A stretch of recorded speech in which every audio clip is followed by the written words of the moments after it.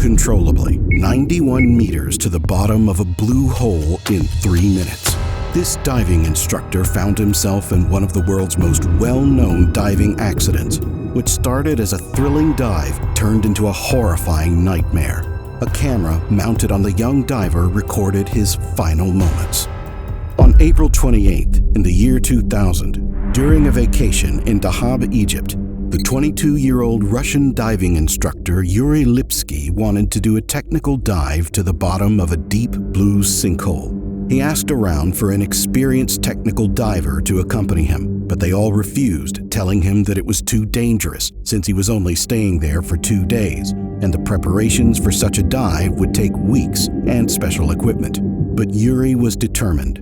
Despite the refusals, lack of special equipment, and just 2 days to prepare, the young diving instructor decided to do the unthinkable. The Blue Hole is a massive natural sinkhole sitting just a few meters from the shore, located a few kilometers from the city.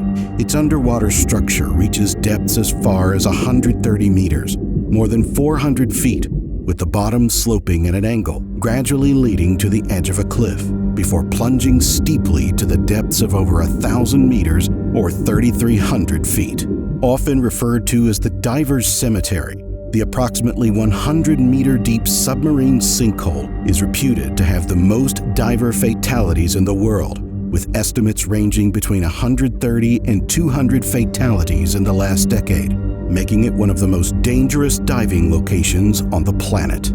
To what extent Yuri was aware of this is uncertain, but what he surely didn't know is that his stubborn dive would soon become a nightmare.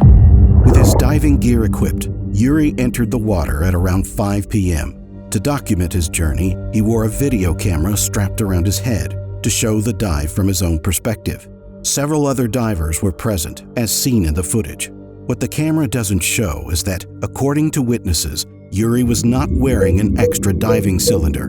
This was a critical mistake. Without it, he risked suffering nitrogen narcosis, a lethal condition that can make divers suddenly feel drunk and incapable of making rational decisions.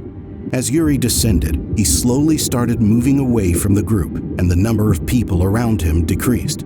Soon, it was just Yuri and his rolling camera. At first, everything seemed fine. The sunlight grew dimmer as Yuri slowly sank deeper into the ocean. Whether he was aware of it or not, every few meters, his consciousness was slowly beginning to change. At 10 meters, or 33 feet below, his lungs were now only taking in half the amount of air they had been at the surface. However, he was steadily breathing denser and denser air, and his bloodstream was absorbing more and more nitrogen. Recreational diving guidelines forbid traveling lower than 40 meters or 130 feet. Yuri was descending well beyond 40 meters, but worse still, he wasn't actively monitoring his depth. Within seconds, Yuri started sinking uncontrollably. He desperately tried to slow his descent, but to no avail. Inflating his buoyancy control device had no use. He was too heavy. The water pressure increased rapidly, which in turn increased the pressure inside Yuri's lungs. He began to panic. The surface of the water continued to disappear above him, and nitrogen narcosis impaired his mobility and distorted his mind the further he plummeted. In what seemed like mere seconds, he was past 80 meters, more than twice the limit for recreational diving. In a desperate attempt to rise to the surface, he tried to inflate his buoyancy control device even more, but it was already full, and suddenly it burst open. Air rushed out of his chest, sealing his fate. Finally, at just over 91 meters, Yuri landed face down at the bottom of the sea. At 5:11 p.m. on April 28, 2000, the camera stopped recording. Yet remarkably, this isn't the last thing the camera would ever capture. Roughly a week later, on May 5th, the camera would again be turned on, this time in the hands of a local Egyptian technical diver named Tarek Omar. What he discovered that day would send shivers down your spine. In the span of just over 7 minutes, Yuri had gone from standing on a sunny beach to lying dead on the bottom of the blue hole, and he had captured the whole thing on video. Now, he was a grisly discovery waiting to be found. The man in charge of finding him was Tarek Omar. As the local diving expert with vast rescue experience, Tarek Omar had the unenviable task of being the guy to call when accidents happen at the world's deadliest diving site. After Yuri did not return from his dive at the Blue Hole, Omar got the call he never looks forward to getting.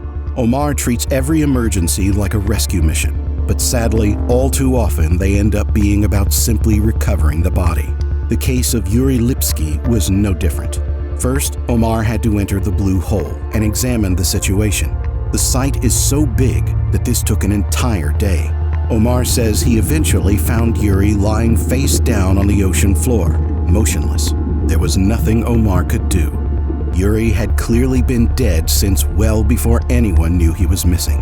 On the second day, Omar re-entered the water, this time to recover Yuri's body. Now, the only thing for Omar left to do was to figure out what really happened.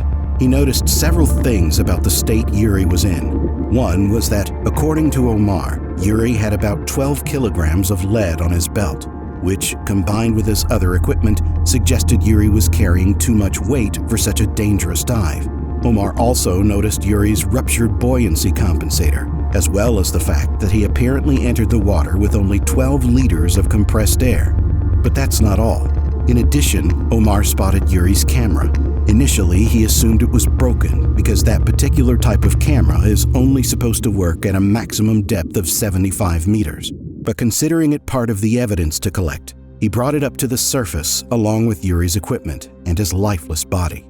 Mistakenly, Omar thought this part in the ordeal was now over. It was only after contacting local authorities and sorting through the wreckage that Tarek Omar made a heart-stopping discovery. The camera had survived. Not only that, but the video it had captured during the dive was still intact.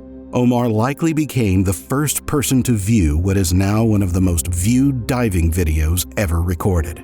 As devastating as it was to watch, Omar says the video seemed to confirm many of his suspicions. He now believes Yuri died due to three main causes.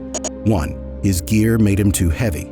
2. His vest failed. And 3. Most importantly, he clearly suffered from acute nitrogen narcosis. But even watching the video and having his worst fears confirmed wasn't the most difficult part for Omar. Yuri's mother was in Dahab. In fact, it was she who had originally contacted Omar, saying she hadn't heard from her son and was worried for his safety. Omar later said that if he had known about the footage on the video camera, he would have, in his words, flooded it. No mother should have to see her own son drowning on camera, but instead, Yuri's belongings were returned to his mother, including the camera with the harrowing footage on it. Omar says he remains haunted by the knowledge that Yuri's mother had to see what even complete strangers find unwatchable. But he actually had a chance to stop Yuri from doing the dive that ultimately took his life. Tarek Omar had actually met Yuri Lipski when Yuri was walking around Dahab, trying to find a diving partner. Like the others, Tarek had strongly warned Yuri against attempting the dive.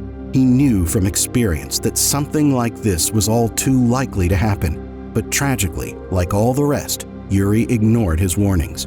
Instead, Yuri became, in a very dark sense, the most famous diver in the world, at least for that time. While Yuri's death may have deterred many from ever getting in a diving suit, it has also served as a profound cautionary tale for over 2 decades within the sport. Today, the cliffside by the entrance to the Blue Hole is littered with tombstones and small memorials. One of the most prominent reads, Yuri Lipski, October 1st, 1977 to April 28, 2000. You will always be with us, Mama.